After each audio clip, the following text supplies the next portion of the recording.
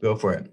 Well, everyone, welcome back to a very exciting episode of the Storybox podcast. Today, my friends, I'm delighted to welcome a good friend of mine. We've been speaking and conversing for the last couple of months, which has been absolutely awesome. His name is Dr. Will Cole. Now, for those of you that somehow don't know who this awesome guy is, you're about to get to know more about him, but he's a leading functional medicine expert. He consults people around the world via webcam, and he's based locally in Pittsburgh, I believe. He specializes in clinically investigating underlying factors of chronic disease and customizing health programs for thyroid issues, autoimmune conditions, hormonal dysfunctions, digestive disorders, and brain problems. I can relate to pretty much all those.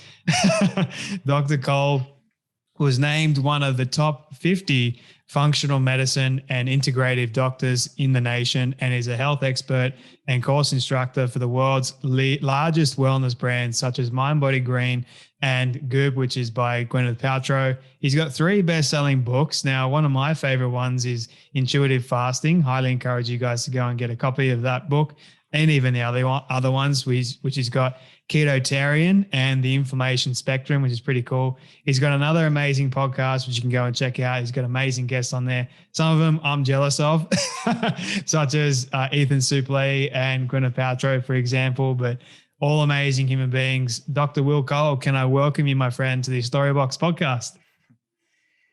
It's official. It's official, man. I'm so excited this is happening. Thanks for having me on. We made it happen. Finally. We've been talking about this for how long, man? A couple of months? Couple months. Yeah. I'm glad it's going down now. Same here, man. Like, I've been looking forward to this conversation for a very long time. I appreciate you actually reaching out to me in the first place. Yeah. I believe it was you watched my Instagram live with Serena Poon, and I got this amazing direct message, and I'm like, this guy's awesome. So definitely glad that we connected. You know, man, I normally start off all my conversations with one particular question that I think you might like, which is, what does success look like for you? Well, I think there's success in the world's eyes, right? And that's maybe high profile, money, material things. And, those are like 1% things, having success in the 1%, it's helpful, right? To have a roof over your head, not have to stress about money. Like, those type of things are good. To be honest with you, I'm a pretty simple guy when it comes to that sort of success. I live a very basic life. I go from consulting patients 11 hours a day to my home to my wife and kids and my 2 golden doodles. And people will tell you, I have a Toyota RAV4 and I could care less about material things. I don't think I've bought, this is like H&M. I haven't bought clothes in a long time. I get sent some things. That's cool. And I wear like my friends' brands and things, but that's basically it. So I get that, that's success on one level. I'm not that interested in it. I just want to be able to provide for my family. That's success for me. True success is being able to, and what I mean by true, I mean like the 99% of the stuff that will last, the stuff that will live on even when I'm not here on this earth. That's success to me, truly. Like, and you can feel the difference. The other stuff is so fleeting. It's vapor. It's so just temporal. And the older that I get, I really see that to be true, that the lasting stuff, the eternal things, are truly what's successful. And even me, and with my job, I get to be a part of somebody's health journey. That's a sacred responsibility and a success. Seeing somebody that's struggling with health issues, that have gone from doctor to doctor, that are spinning their wheels, to be able to see the fruition of their health over time, that's success for me. So I don't know if that makes sense. It's helping people that need to be helped. That's success for me. I love that, man. One of the things that I appreciate and love about you is the fact that you are approachable. I mean, we can have conversations about literally anything and you're just open about it. And there are many people that I know of, sadly, that are like that. They have that humble approach, especially with the kind of high profile that you do have. I mean, you've got hundreds of thousands of people that are following you. You know, high profile people yourself. So you're very well connected. And yet here you are talking to an Australian that doesn't have the same audience you do. And yet you're so genuine with your time and you're so giving of it. And I mean, I've spoken to you about some of my health issues and you've given me some advice regarding that, which has been helpful, even though you might not have known it. I mean, we've been asking those kinds of questions to the doctors here in Australia. So that for me, I so appreciate, man. So I just want to say thank you for that. And I can see it with your all the work that you do in helping thousands of people around the world. So congratulations, man. and thank you. It's been great. Hey, that's why, we all have our own path. And for me, it's like, I'm so comfortable in my lane and I'm happy to help people in that way. It's a joy. It's truly a passion of mine. So it's not any effort in a arduous sort of way. Mm. Where did this mindset come from? Has it always been the case for you? Yeah, I think so. I just think it's getting stronger and more fine-tuned and more like, I don't know. Like, I want to be a vessel for this work and vessel for God's light in my life. And so to me, it's just singularly focused in that way. And I don't mean that in a myopic sort of way. I just mean like staying in my lane can be used such in a negative way. But for me, it's like, okay, how can I show up and be the best I can be at what I do? And not comparing myself to other people. And I purposefully will shut off that noise where I can't go down that road, that sort of paralysis of analysis and this constant like FOMO inducing content that's out there. I'm the same as anybody else. If I really spent my energy towards that and looking at everybody else's highlight reel and saying, well, we're not doing as much as them, or I'm not reaching the same levels of people as they, well, that's not my path. I need to just show up in my path and show up at in the present moment of what the people that I'm interacting with at that time. So I found that to be, I mean, you can call it successful. For me, it's just peaceful. That's another way that I kind of define success. It's peace, like true, authentic inner peace. And if my life is really filled with unbounding, relentless peace, that's success for me, especially for somebody that tends to lean towards anxiety of like, I have to do more and more and more. It's just resting in that peace and like, okay, this is enough. This is good enough. And being content with that and what comes to you. So you mentioned how important your family is to you. And I'm curious, what has been the biggest risk that you've taken with your family? I was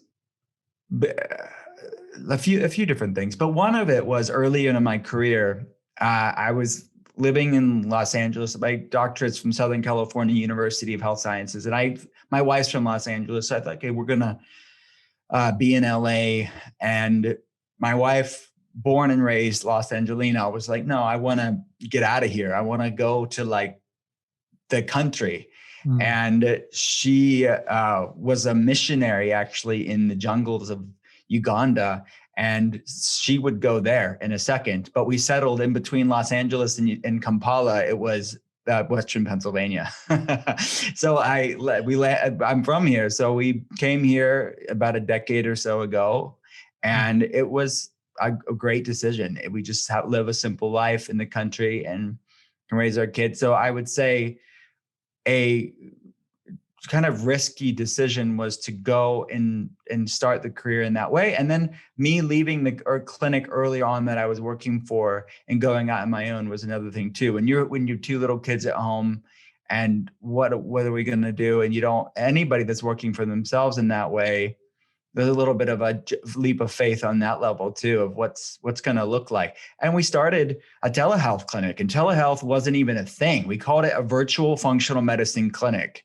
Yeah. And it was like, no, I was talking about this on social media and YouTube and I wrote articles a lot about this field of healthcare called functional medicine, which no one really even knew about. So we started consulting online, and it was born out of necessity of this brand new business that I had started out, just helping people via webcam, shipping labs to them and providing them a functional medicine perspective on their case. And we called it the virtual functional medicine clinic because I was where they weren't. So it was just, we needed to talk via webcam because that was how we provided them that perspective and that guidance and the clinical advice. So, looking back, we started one of the first functional medicine telehealth centers in the world. And it's just weird to think, all right, I guess we did that. I didn't even know it was a thing, but now I really took the pandemic for me to look back and say, whoa, all other doctors really had to learn about this overnight because they were forced to. I've been doing that my entire career, is talking to people via webcam for 11 hours a day. So it's cool to see that leap of faith that seemed crazy. And I'll tell you, my wife thought early on, like, why are you writing all these articles? Like, why are you doing these things? It seems like not a good use of your time. She said that. And I bring it up to her lovingly from time to time. Remember you said that? Like, you have to trust me more. I tease her. But like, that was probably the biggest early on leap of faith of doing something that didn't make sense fully, but I just really felt a calling to go this path. So speaking about that calling and learning how to trust in God, more specifically, that this is the right course of action for you, how have you learned to trust God more in not just the little things, but even the big things? Well, I'm a work in progress in that way. Because again, I'm telling you, it's always of resting in that peace and that being my success.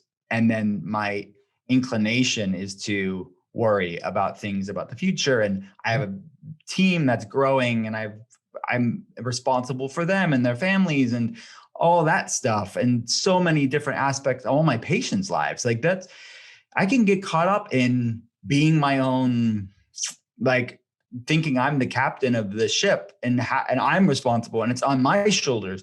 But what I have to constantly check myself, and I really do this I'm on my drive to the clinic in the morning, just like checking myself. And then we do, as a team, we do a prayer and meditation before case reviews. We go over case reviews for the day, but we start our day with prayer for our patients for the day and meditation for us as a team to really be centered and focused. So these sort of practices that are not big things, they're just like making your life a meditation and checking yourself and putting things in perspective, for me, grows that mindfulness muscle, that trust muscle, that sort of letting things go muscle. So it's a constant reframing, because it's not my inclination. My inclination is try to control everything. But so I'm getting better at it. I'm getting better at letting go as I get older. We're all working progresses, man. Like, I myself am a huge control freak and perfectionist.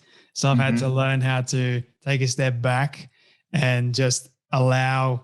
I've got, like, a friend of mine actually sent me this band the other day. It's called, it has on there, Trust in the Lord. And it came at a point in my life where I was just going just absolutely crazy. And then this arrived in the mail, and I was like a massive rebuke, a massive slap in the face from God almost, like, just rest and trust in his work, not my work, but his work. And I think that helped me just to calm down and refocus on, I guess, the things that are important the most: my health, my relationships with people, not necessarily the business, although that is important, but just who God made me to be. And I think that's an important lesson for people to take away from. Yeah, definitely. It's when you can be who you were created to be, and really realize that to full fruition, it's a powerful thing. It's a powerful thing. So I want to get into the kind of nitty gritty of running a telecast or webcam sort of business with health, because normally you do face-to-face consults with people. Like, that would be the norm, so to speak. What have you found to be, just starting out, the challenging factors involved with that? Well, I mean, there's a lot of things to consider, but we've worked it out. When you're immersed in this relentlessly for 11, 12 years at this point, you work out so many kinks over that time. And like I said, that's what we're immersing ourselves in. So when you have singular focus, pretty much that's what my main focus is. professionally, 95% of my focus is that. It is it's really cool. Like when you immerse yourself, you don't notice it until you look back, right? You're just in the grind of it so much. It's like, okay, 7 a.m. to 7 p.m., 7 a.m. to 7 p.m. like that's like your focus. And then you look back over months and then years and then a decade and you're like, wow, man, like we really figured this stuff out and optimize it. And I just want to provide excellence.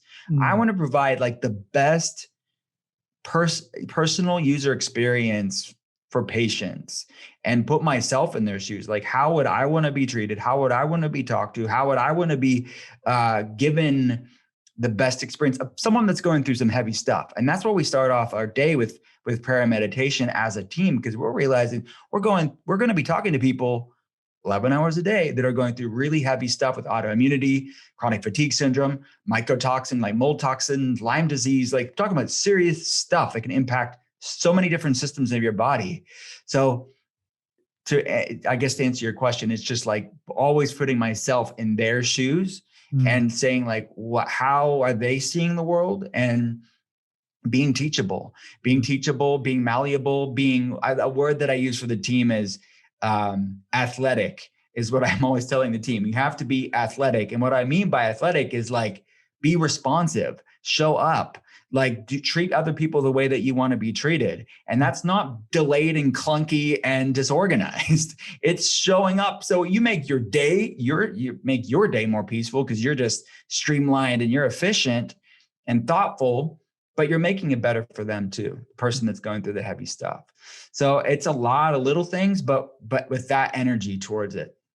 Have you been through some health issues in the past for yourself? Yeah, I mean, I have autoimmune conditions on both sides of my family, and I've written about it. I talk about it in Ketotarian, my first book, that I had digestive issues, I had different inflammatory problems. I have a double MTHFR gene variant, which is a gene that makes an enzyme that means my body's not methylating in some ways, not very well, which we need for proper detox pathways, hormone health, immune health. And, so I have to be intentional with supporting my physiology in ways. So yeah, it was that. But it's more for me, it was seeing that and not wanting to trend in the direction that I saw some family members go into. And it was really being fascinated about epigenetics and genetics when it comes to this autoimmune inflammation spectrum. So it's interesting that that's the people that I don't even really seek out at all. I talk about it, and I guess that's what they're hearing. They see themselves in the things that I'm writing about and talking about, but it's just, they are my people. And it is certainly an awesome responsibility to be a part of their health journey. So I get to see it on not just a clinical level, but it's a personal passion of mine as well. And the same with my team. And it's interesting that simple yet can be profoundly influential gene variant of MTHFR, the C677T gene variant. I didn't know this, and it wasn't a requirement for being employed at my functional medicine telehealth center. But we looked back, and all the people on my patient team, all the same gene variant of the C677T, and it's like, okay, this is pretty crazy. But it's a testament to the fact that we have this personal passion for people, because this is like stuff that we deal with in our own lives too, to optimize. Which is one of the reasons why I'm passionate about this, especially health, because I've been through a crazy health journey and I'm still going through a crazy health journey, and I'm still really young. So, I mean, I'm learning so much by speaking to doctors, physicians, psychologists, you name it, whoever it is, about managing different health conditions, especially now I'm fascinated with autoimmune. So you mentioned gene variants in a human being. I mean, is that necessarily where autoimmune starts? Is the person has a gene to autoimmune diseases, or can it be brought about through poor diet, through stress, through trauma, that sort of thing?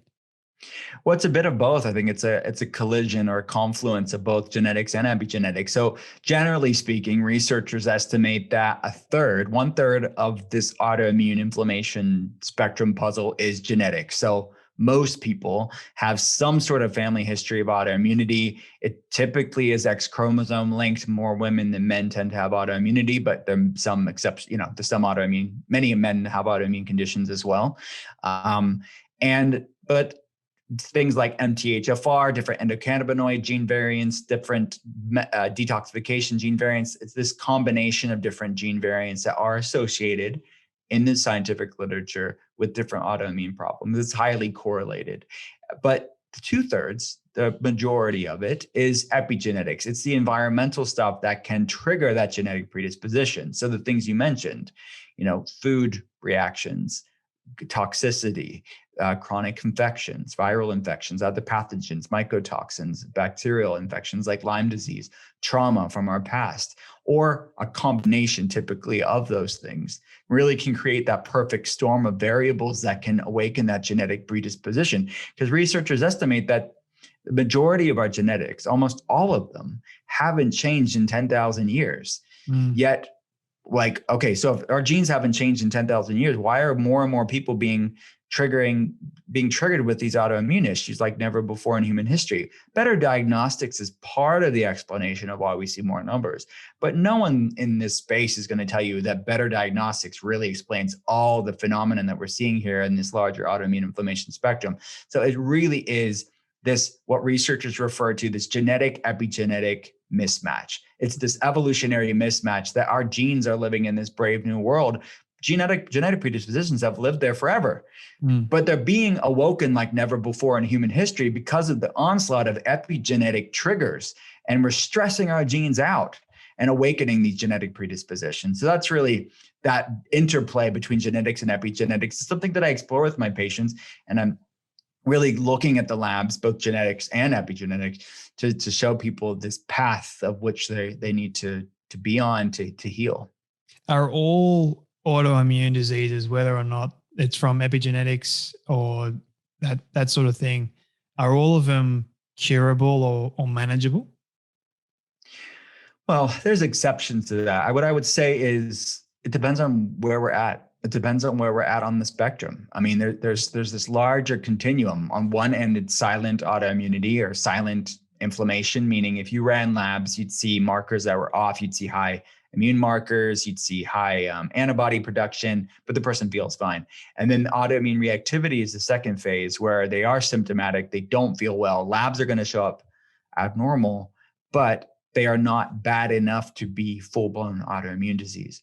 So to be diagnosed with most autoimmune disease, you have to have significant destruction of certain parts of your body before it's diagnosable. So you have to have 90% destruction of the adrenal glands to be diagnosed with Addison's disease or autoimmune adrenal disease. You have to have 70 to 90% destruction of things like the myelin sheath for MS and the villi for celiac disease. So researchers estimate that it's about 4 to 10 years prior to that diagnosis when things were brewing on this autoimmune inflammation spectrum, meaning the immune system's attacking certain parts of the body because of what's called molecular mimicry, where it's the case of mistaken identity. And that's what the progression of this autoimmune disease is. So are all of them curable or reversible? No, there aren't. There are some cases that are so destroyed where we need to make the best we can of that situation and reclaim as much function as their body is capable of.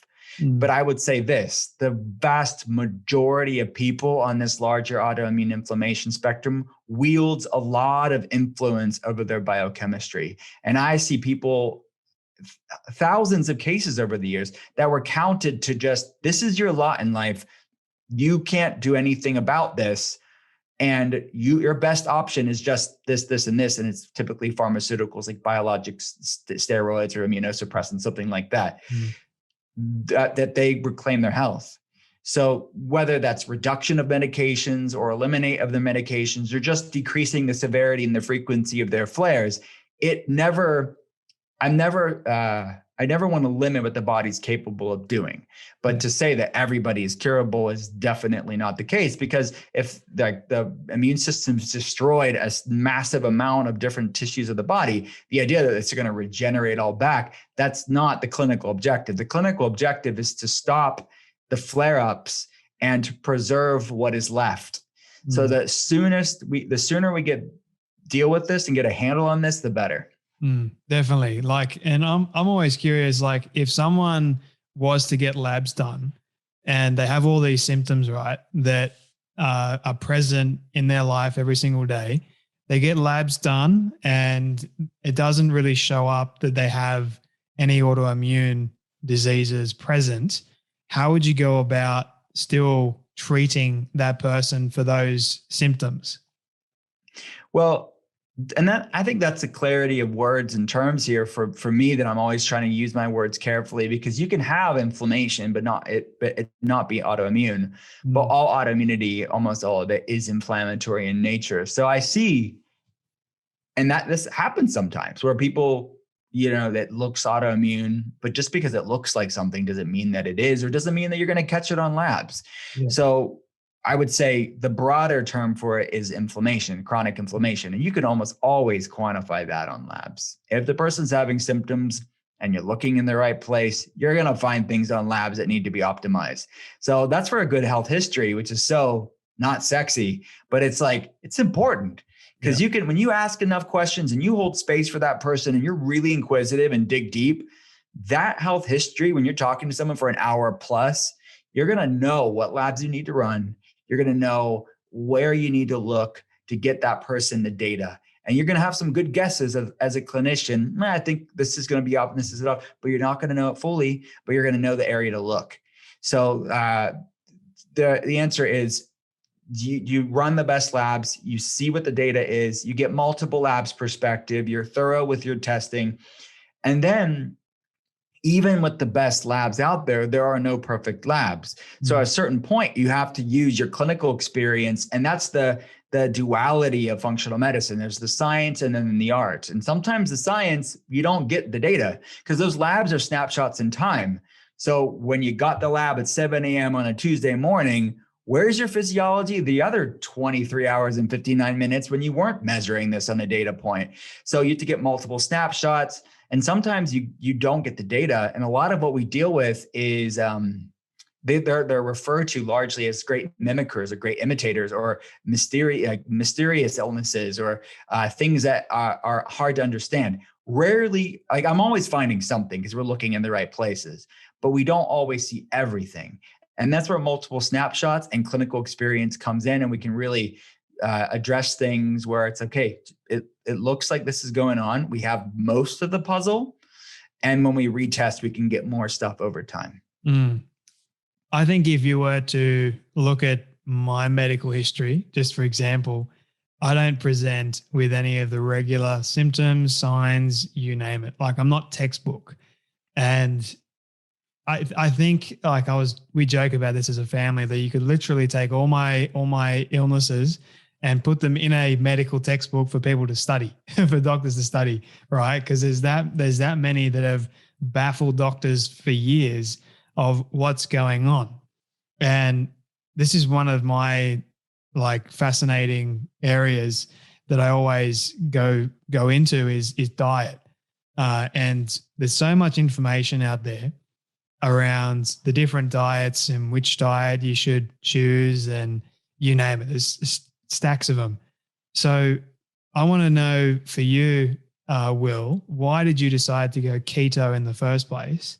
And why is keto a better option as opposed to paleo, as opposed to vegan, as opposed to just a regular, normal 3 meals? You got your greens, you got your meat, you got your all that sort of stuff. Yeah. Well, I mean, look, I could put my functional medicine practitioner hat on, or I can put my Will hat on. My functional medicine practitioner hat is I have patients in all different types of protocols. I have patients that are doing cyclical ketogenic. I have patients that are doing moderate carb, higher carb. I have patients doing carnivore, more plant-based, because it's the science and the art of it all. It's looking at the labs and even healthy things. What works for one person may not be right for the next person. And what serves you today won't therapeutically be necessarily what you used to do forever and ever. And that's the science and the art of it, of looking at labs and then using real life as a lab.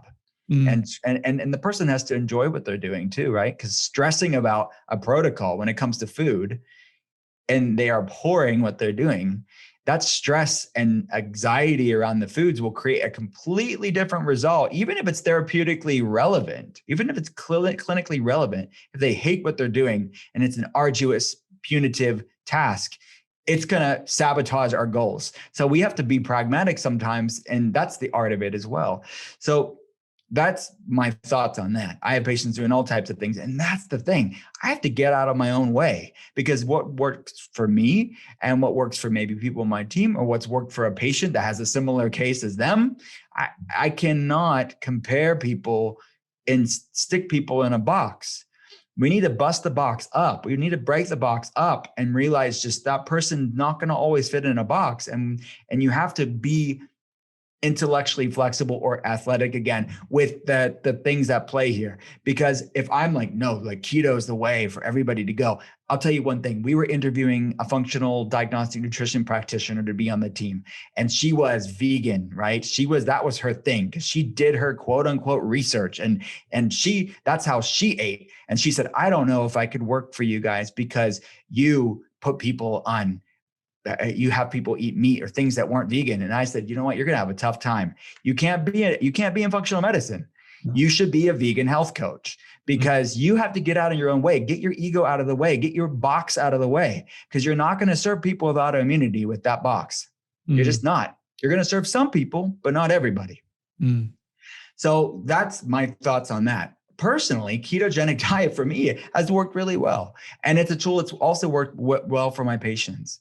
So I do it myself, a cyclical sort of way. So there's a grace, there's a flexibility, there's a lightness to it, where I just intuitively know, like most of the week, I'm deeper in fasting modes, higher fat, lower carb, but I can moderate my carbs when I want to maintain metabolic flexibility, to keep inflammation levels lower, to support brain function and energy production, support my gut health. So these are tools that I do. And that's why I write about them too. It's my own personal experience, but it's also the stuff that I see clinically too. And these are tools within the functional medicine toolbox. They're not the only tools. So that's my thoughts on that. So how does being in a ketogenic diet, then the kinds of foods that are resemble being keto, so high fats, high protein, that sort of thing, how does that help support proper brain function? And how does also fasting as well, how does that impede on the way your energy levels, the brain function, even inflammation, and getting that down? So how does that all tie into this one specific diet for you? So for me, intermittent fasting, and a subset of intermittent fasting called time compressed feeding or time restricted feeding, which is what most people are looking at when they're hearing about the buzz around and the zeitgeist around intermittent fasting. It's just eating in specific windows. It's not caloric restriction. It's not multiple day fasts.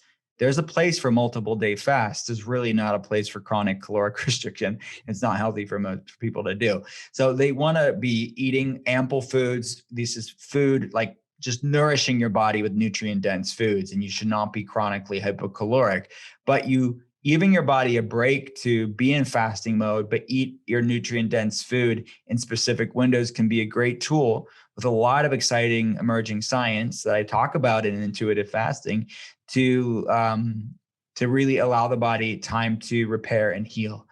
But look, it's two sides of the same coin. The ketogenic diet, the way that I advocate it, which is a clean, nutrient dense, whole food based, cyclical, not always in ketogenic diet, or what I call ketotarian, which is basically a Mediterranean ketogenic diet that's cyclical. That increases ketosis, beta hydroxybutyrate, and so does fasting. So their ketogenic diet in this way is more fasting mimicking. It's mimicking the benefits of fasting without actually fasting, and fasting's actually fasting. So you're supporting beta hydroxybutyrate, which is this signaling molecule. It's an epigenetic modulator, which means it does really cool things for our health.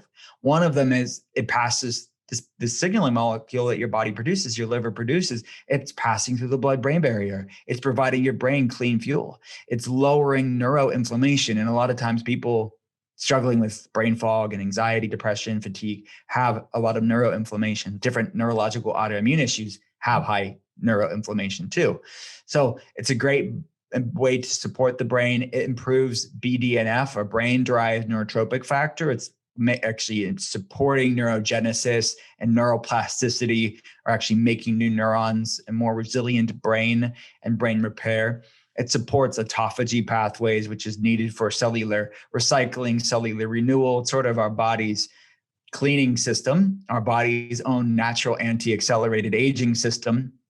So that's what it's doing. And it's lowering systemic inflammation too. Most of my patients, like I mentioned earlier, have higher inflammation levels. Inflammation is this commonality between not just autoimmune issues, but largely most chronic health problems like metabolic issues and brain health issues. There's tons of research looking at chronic inflammation's implication to the pathogenesis, or the dysfunction of most chronic health problems. So beta hydroxybutyrate is a natural anti-inflammatory that your body naturally produces, and it lowers things like NF-kappa B and the NLRP3 inflammasome and all these things that you see high in most people. It lowers it completely naturally. Mm-hmm. So a clean ketogenic diet, at least cyclically, and intermittent fasting are two of many tools within the toolbox to modulate the immune system, modulate the gut as well, which is where 75 to 80% of the immune system resides, which is tons of connection there with chronic inflammation and autoimmunity with people that have dysbiosis and inflammation in the gut and intestinal permeability issues. So it's just, there's a whole cascade of effects. I think it's summarized well with Paracelsus. He's one of the fathers of modern medicine. I talk about him in intuitive fasting because he was known as the Martin Luther of medicine. You know, he was like reformer of the church, but he's known as the father of toxicology as well. And he called fasting the physician within, which I think is a really eloquent way to put it. He didn't have the double-blind placebo-controlled trials in the 1400s, 1500s. He just saw anecdotally people got better in this state. Well, it's now science is substantiating it. Science is substantiating good old Paracelsus, that we know, well, this is healing molecule can really help to repair and calm down and modulate things in a positive way. Has there been anything that you've found out recently within the fasting and diet spheres that has sort of surprised you at all?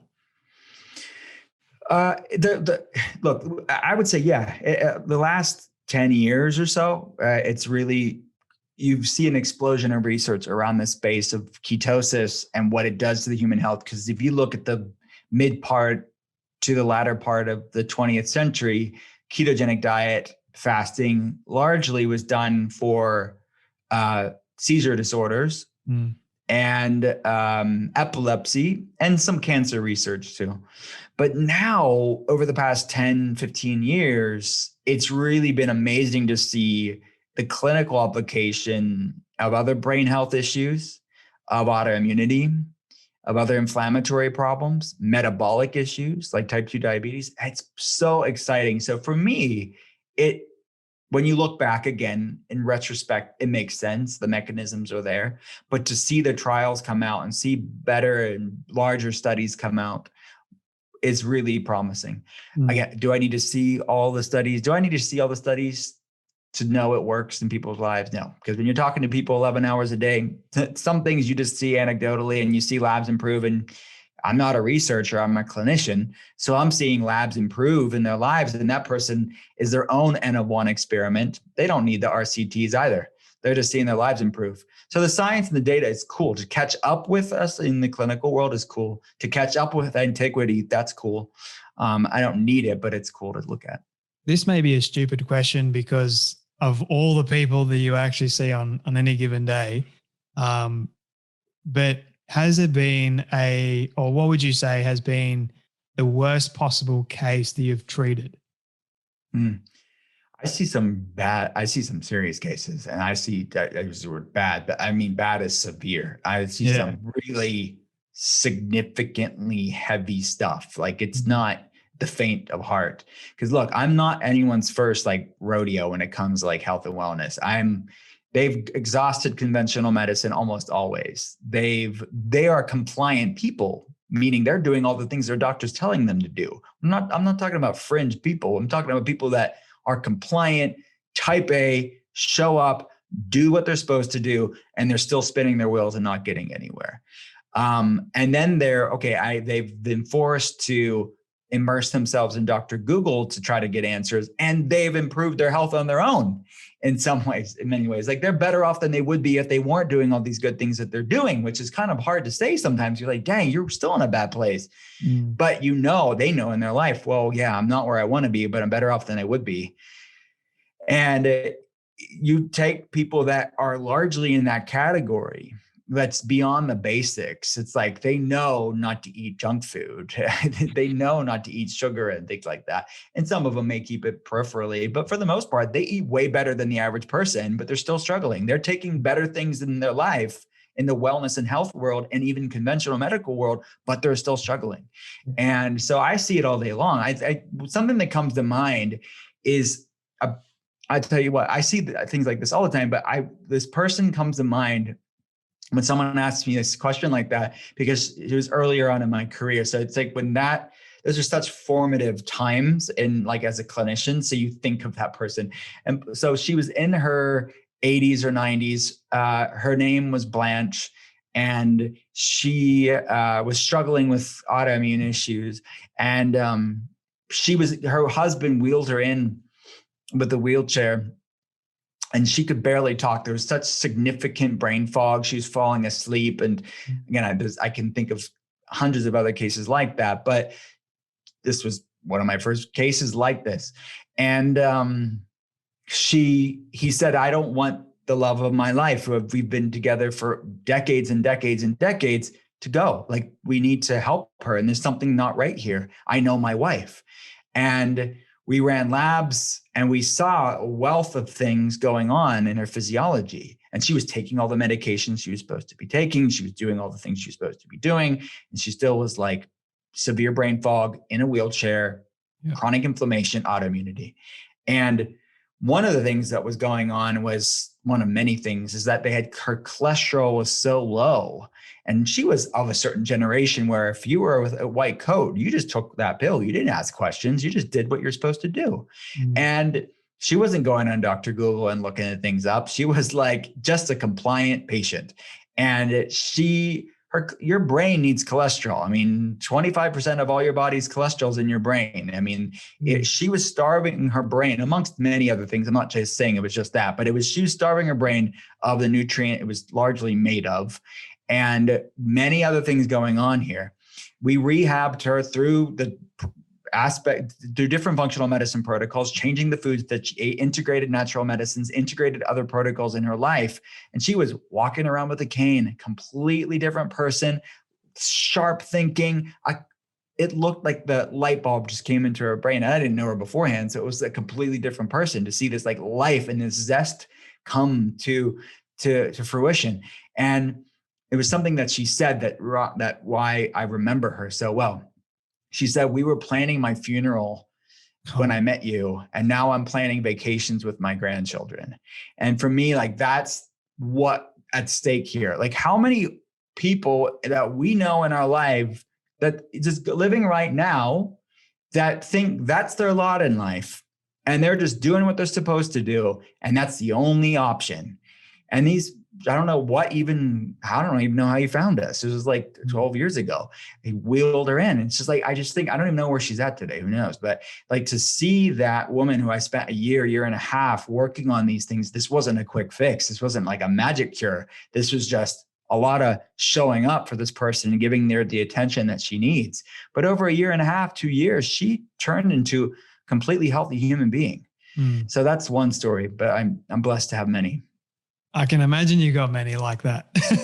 I mean, 12 years or something like that in this kind of space. I can only imagine half the stories that you would come across on any given day, man. I mean, this is a story box, so I love stories. Is there one that sort of like it's baffled you, like when you got the case, you've done the labs, you've pretty much exhausted every single area you could possibly exhaust, and you don't know where to go from there? Has it been a story like that for you? Yeah. So I think there's many examples of people where you get the best data you can. And like I said, these things are called great imitators or great mimickers, where they are moving in the right direction. They're better off than they were, and you've improved their health and you've given them the tools to do that, but they get stuck at these really stubborn plateaus. And like I said to my earlier statement, I'm a freaking perfectionist and I am impatient sometimes. I'm thinking they need to be here and they're not here. And they're impatient too, because they're the ones struggling. So I'm like right there with them. I'm like, I want this to be gone from your life as much as it can be, just as much as you do, or hope just as around that same area, because I really want them to be the best they can be. And I know what's possible with cases that are similar to them.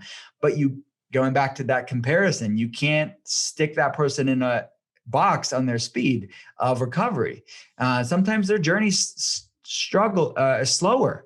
And I'm always balancing this paradigm, this duplicitous thing, this of knowing it takes time to heal, but are we doing enough to make this the shortest span it can be and avoid plateaus wherever possible? And that's always a battle act with us as a team. And we have case reviews, deep dives like every day where we're saying, is he, are they getting everything that they need to progress, and vetting the labs and vetting the protocols. So it's constantly, dynamically, and that's the science and the art duality that I mentioned. Like it's okay, using their real life as a lab and saying, well, if they're stuck at a plateau, is it increase the doses of this? Is it retesting this? Is it getting a separate snapshot of this?